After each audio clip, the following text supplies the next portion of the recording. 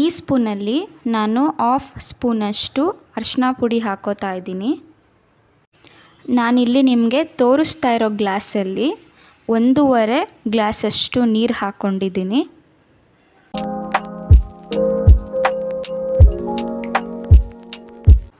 ಇದು ನಾನು ಅಂಗಡಿಯಿಂದ ತಂದಿರೋ ಸಾಂಬಾರು ಪುಡಿ. ನಿಮಗೆ ಮನೇಲೇ ಮಾಡಿರೋ ಸಾಂಬಾರು ಪುಡಿ ಇದ್ದರೆ ನೀವು ಅದನ್ನೇ ಹಾಕ್ಕೋಬೋದು. 2 ಟೇಬಲ್ ಸ್ಪೂನಷ್ಟು ಸಾಂಬಾರು ಪುಡಿ ಹಾಕಿದ್ದೀನಿ.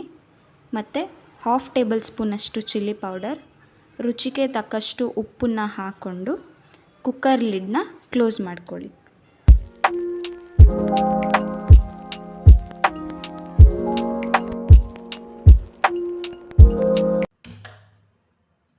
ಮೂರು ವಿಸಿಲ್ ಬಂದಮೇಲೆ ಗ್ಯಾಸ್ನ ಆಫ್ ಮಾಡ್ಕೊಳ್ಳಿ.